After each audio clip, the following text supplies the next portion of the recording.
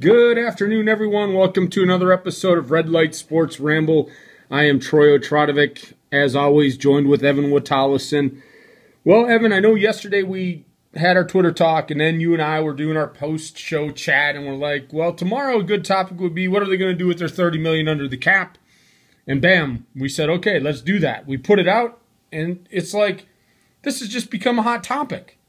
And so I guess we're right on top of things, the way we're going to go.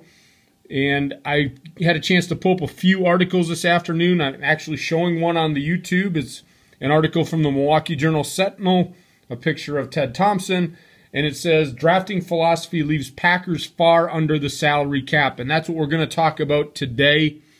You know, when the numbers all come in and they're all finalized, people are saying it could be anywhere between 26 and close to $30 million, Evan. And that would mark the third time in Ted Thompson's reign that he's been that far under the salary cap. Let me ask you this, bud. How did we get to this point where I'll call ourselves very much lucrative going into the off season? How did we get there? Well, I think it starts with the fact that, you know, the Ted Thompson's always one to, play it safe with spending money. You know, if he does spend money in the off season, it's usually to re-sign his own guys, or if he does sign a free agent or two, it'll be like really, really inexpensive. So, the not giving, other than Matthews and Rodgers, is really not any guys on the team that are being paid a ton of money. And then you put that in along with, drafting while signing the undrafted free agents. It gets you a lot of money to play around with. But what the Packers need to figure out is, do they spend that money on free agents, or do they sign some of their own guys? Because they got 17 unrestricted free agents this year, and you also got Randall Cobb, and you have Jordy Nelson becoming free agents in the next year or two. So you got to, are you going to use the money to keep them in house? But it's definitely very interesting hearing Green Bay talking about spending money, something that they don't really do ever. Yeah, well, I'm going to throw another name in there. You got Cobb, you got Nelson, you also got, and some people might forget about, Brian Bulaga. He's also going to become a free agent, and I like him. You know, he had an injury last year, so he's not able to play, but I think he's going to be a good lineman for us. Hopefully he comes back from that injury better than ever, but I think he's going to be a solid lineman, and so if we're going to talk about keeping him, you throw another guy that's going to need an extension in there. And we should note that this salary cap number, that is before any of the franchise tags go out, any of the extensions go out, any of that goes out. That is just the number before all of that starts. So it seems like a ton of money. But like you said, 17 free agents. You know, now how many of them are they going to bring back? You and I are going to get into that in a little bit. You know, how many are they going to go out and sign? But I want to bring up, Evan, before we go anywhere, and you and I were talking about this, and this morning when I was on Twitter, and I follow Ian Rappaport on Twitter, and I love all the information that he tweets out. He was on NFL Total Access. And so Dan Hanzus, who's an Around the League writer, wrote an article today, and I didn't get a chance to see the episode live, but I listened to it on the internet. And basically what Ian Rappaport is saying is that sources, or, basically the Packers are actually going to look out and could sign as many as 5 free agents, which would be the most since 2006. What are your thoughts on that? Yeah, well, I guess first of all, Ian Rappaport was on the Bill Michaels show, which is a local show here in Wisconsin. He was on there talking today regarding what he was talking about in regards to possibly signing 5 free agents. And he said that this came out he had heard the rumblings of this a few weeks back, but with how tight-lipped Green Bay is, he had to basically check all the facts and see what he could find out about it, because the Packers generally don't release a lot of information to the media when it comes to what they're going to do. Now,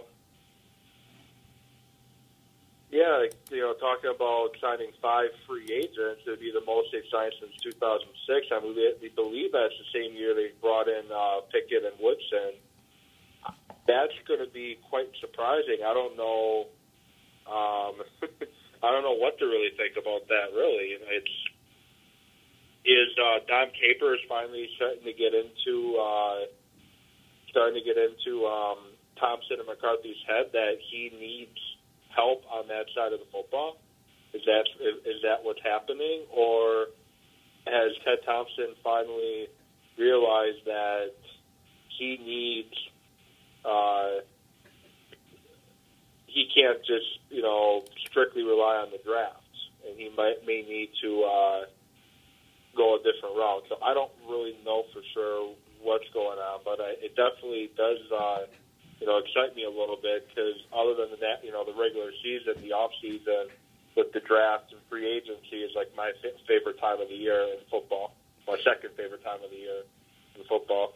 Oh, I love it. I love watching the free agency. I love the draft, and you get to see where these players are going, kind of who's courting them, kind of making decisions on, man, that would be a good fit. Why did he choose there? That was all about money. I mean, it happened last year. You and I talked about it a little bit. Being in Pittsburgh, was following the Mike Wallace free agency. Where's he going to go? Those things I love. Now, I'm going to go back a little bit, Evan, and people will say, well, Ted Thompson is doing it right. Look how competitive we are. We won a Super Bowl. He builds through the draft. That's why we're in this situation. Well, my thought on this, Evan, is that's great. We don't have to abandon the draft and develop philosophy. And you and I have touched on this on many rambles. We're not asking Ted Thompson to get away from that philosophy. We're asking him to add some pieces so that we can be competitive with the likes of the Seahawks, with the likes of the 49ers, because they've had our number the last 2 years. And nobody's going to argue, even though we've won 3 division championships, that we have a solid football team. The problem is, and you and I will both say, we don't have a championship football team. And if we think we're going to build this team through the draft to win a Super Bowl next year, I would call you crazy, and you can go on a date with the crazy lady. Because you're not going to the Super Bowl through the draft. That's your lady. That's not my lady, dude. I'll give her to anybody who's going to have that talk. We have too many holes to fill this year to think that the draft is going to produce that many impact players for us to be able to beat the Seahawks and the 49ers. Or am I crazy for saying that, Evan? I don't think you are at all. The Packers have a team that they're good enough to get to the playoffs, but they're not good enough to make the next jump to the Super Bowl. They got lucky in 2010. The magic carpet ride is what it's often referred to around town here, the magic carpet ride. They got lucky in 2010. They have a team that's going to get to the playoffs every year and be competitive, but they're not going to compete with the likes of Seattle or San Francisco with what they currently have. Well, I agree with you. And so when we look at this, and you had brought up a good point. So Ted Thompson's gonna put the ego in the back pocket. He's going to go in the free agent market. Where do you think we're going in free agency, Evan? You think we're going big name? You think we're going, A, B, middle of the line free agents? Are we going just purely backup free agents? Because just because he says, yeah, I'm going to be more active in free agency, that doesn't mean that he's going to go out and sign any big name players, does it? No, it does. And you got to keep in mind, too, what Ian Rappaport's saying as well is he's getting word out from Green Bay that the Packers and Ted Thompson are looking for defensive linemen that look similar to Dayton Jones. The 285, 290, 295 range. That's what they're looking for. They want more athleticism up front, and they want more versatility from guys that can do multiple things. So that, we're talking pre-show, first of all, that's probably going to mean no more Jolly, no more Raji, no more Pickett, because they're not going to fit the mold it sounds like Green Bay is going towards. Now, I think re-signing Sam Shields is going to be their priority number one. They want to get Sam Shields signed first, and then seeing how much money's left over after him, then they're probably going to look at more like the Brady Papingas or the those type of free agents, not the huge name guys that are going to get you super excited. They're going to be the guys that kind of make you say, wait, who?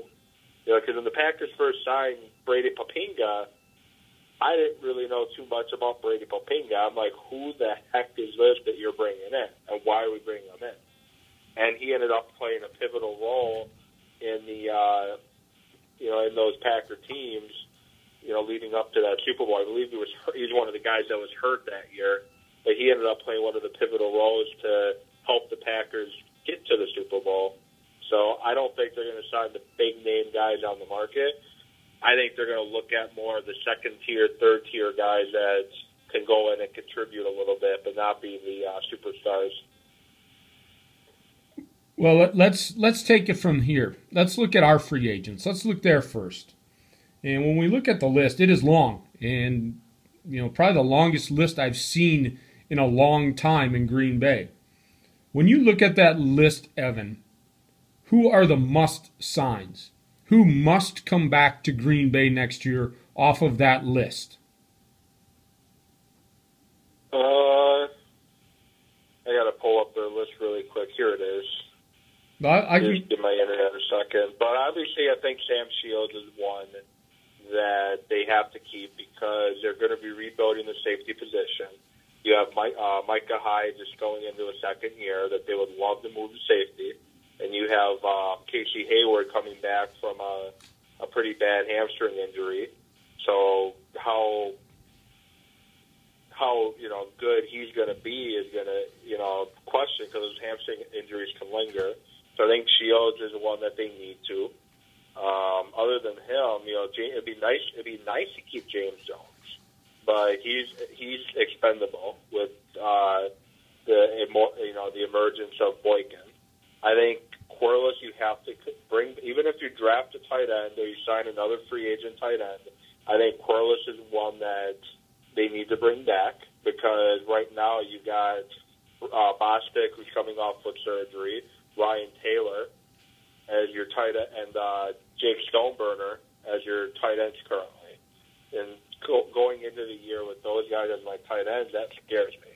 But Corliss has shown to be reliable. He can, he's pretty decent route runner, can catch the ball pretty well. Kuhn is one that I think it'd be helpful to have back.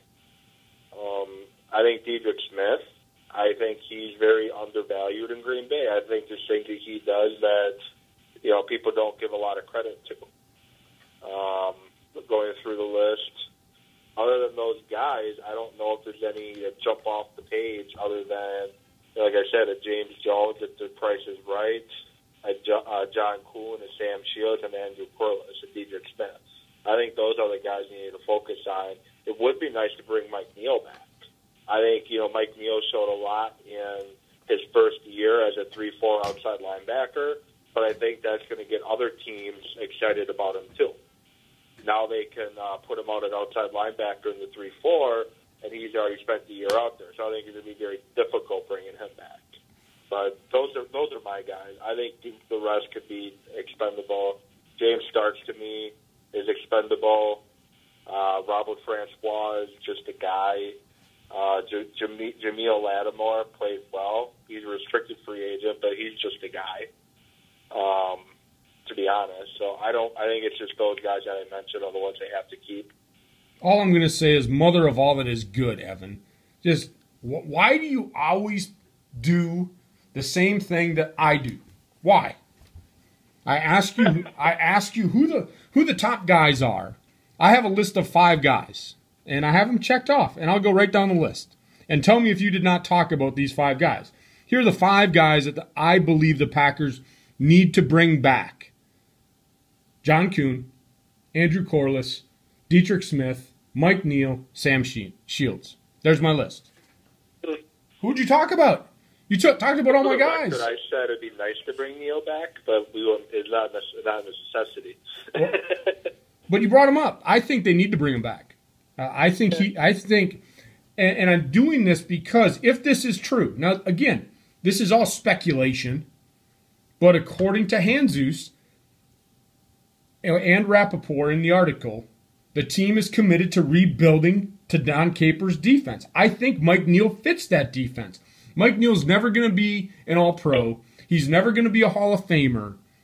But I like what Mike Neal brings on the field. And you and I have talked about this. Mike Neal's a football player.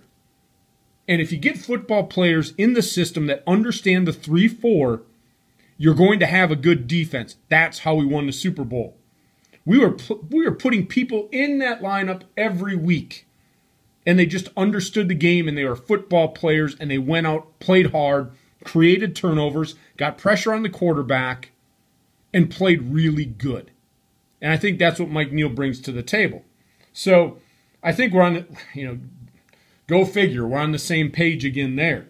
But when we look at free agency now, and now we go in and free agency opens up, where are we going to target?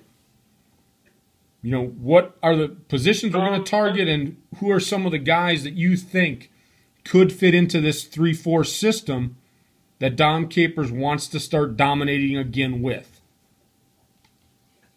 I think defensive line, because you're potentially going to lose Pickett, Raji, Jolly, and name escapes me, and C.J. Wilson. Those are all guys you're probably going to lose, and you probably definitely will. Looking at the route you want to go, you want more of the athleticism, versatility of guys. So I think they're going to focus on. I think they're going to focus on the D line, and I think I could see them, maybe looking a little bit at the outside linebacker spot a little bit too, maybe even some inside linebacker. Now, a couple guys that I would not mind whatsoever, but they're going to come with a nice price. Is in Carolina free agent, you have Greg Hardy. He fits exactly what it looks like they want. He's 6'4", 290, defensive end. He's 25 years of age. He might be a restricted free agent, but that's the name that's out there. He's got 33 sacks career, and like I said, he was drafted in 2010. He's got 33 sacks for his career already. I think he's a guy that's going to bring a lot of the versatility that you're looking for. You have Lamar Houston from Oakland. He fits exactly what they're talking about, 6'3", 300 pounds. You have Anthony Spencer, who can be an outside linebacker in the 3-4. That price might be right. He didn't have the best of the year this past year in Dallas. Arthur Jones, a D tackle from Baltimore, is another guy that's about 300. And then you look at some linebackers, some names that kind of interest me. There's that Jason. He's from Pittsburgh. Roy, Worilds. Worlds. But anyways, he's one. Yeah, he's one that interests me. Then you have Donald Butler, inside linebacker from San Diego. You have Carlos Dansby, but his price might be a little high. Then you have Darryl Smith, who's a linebacker from Baltimore. And those linebackers tend to always be big, physical, aggressive, just what Green Bay needs. And then John Beeson got sent to New York in a trade midseason. He's a free agent, and he could bring some value. But there's a lot of guys out there at those positions that they could target. And I would prefer more of a veteran safety over I would still say draft a safety. But I would prefer a veteran safety being brought in too, like a Dante Whitner from San Francisco. He knows the 3-4 very well. Darius Bird's going to cost way too much money. And then you have Jim Leonard, who is a Wisconsinite, played at University of Wisconsin, and he's expressed interest in coming to Green Bay. He wouldn't be your starting safety, but he's a guy that could, Leroy Butler at a local radio station here said it yesterday, he could play a Mark Pryor type role to the defense, and he would be a big contributor to special teams. That's a long list, Evan. I'm catching my breath. It's a good list. It's a good list. I think top priority for the Packers, like you said, D-line. When I look at what's out there, I'm not so sure that they need to have the big names on that D-line. I don't think you're going to have to go out and sign a big time name to fill the spots on the D-line. The way Capers wants it, that 290 guy, the 295 guy, he's not going to have to go out and get a big name there. So I think we can take that level 2 free agent. Where I think he should go, and I really think if we're going to go in the free agent market, depending now on what we do and how much we have to actually spend outside of the organization. And what I mean by that is after we take care of the people that we want back, how much are we going to have left? That's what we have to look at. Yeah. But I think if he's going to spend money, I think he's got to do big name in one of two spots. If he's going to go out there and make a splash, it's at the other outside linebacker position, and it's at safety. And I know you mentioned Bird, and he might come at too high of a cost, and I agree with that. But when I look at some of the other safeties out there, there's some quality guys out there, and a couple that you didn't even mention. Yeah. In the one, and maybe this is because I spent one season in Indianapolis, but I really like Bethea from Indianapolis. I really like him. He is a free agent. Yeah, I enjoy him. He's not a guy that's going to come in and going to be an all-pro and going to be a Hall of Fame guy, but he understands football. And, if you look at our safety play last year, the thing that really frustrated me was we were a step late, and it didn't look like we knew what we were doing at the safety position half the time. We need somebody back there that understands the role. And I think Bethea can do that. I really wouldn't mind seeing him in a Packer uniform. I really think that he could help us there. And what do you think about the old man Roman Harper from New Orleans? That's a veteran presence. We might be able to get a good deal on him. Do you think he has anything left? I think he might. I think he might have a little bit left. I think he could bring a little bit of value to the team, and I think he could bring a little bit. So when I look at the list of safeties, though, Evan, there's a lot of big name. I mean, big name, but maybe not in the prime of their career on that list. Like you're talking, Leonard's on that list. Major Wright from Chicago's on that list. Jeremiah Bell from Arizona's on that list. Michael Huff from Denver. Delmas from Detroit. They got rid of him. He's now a free agent. You got Quentin Demps. I mean, there are a lot of opportunities out there. The thing is, you've got to find the right fit for the system. And if you don't think they're better than what we have, then stay away from them. So we talk about hitting on the draft. Well, we've got to hit in free agency too. We can't make a mistake. And I don't know how much of the money that Thompson is willing to spend. I mean, part of the reason that we're in this situation is that we're carrying, $9.8 million into this season? So part of that is because we don't do much in free agency, but how much of that is he willing to spend? And does he want to go into 2015 with a cushion, which he's done every year? We don't know those answers at this point, but I really believe that outside linebacker is the other position because Clay Matthews, he is often injured. And I saw a tweet the other day, and I didn't want to get involved in it. I was tired. It was late at night. And somebody was arguing about trading Clay Matthews. And I just didn't want to get into that discussion. He does get hurt. Part of the reason is that he motors so much. I know he's had the hamstring injuries, and maybe they work with him and condition him better. I don't know. But he has been injured. But putting that aside, they need to get a complement on the other side.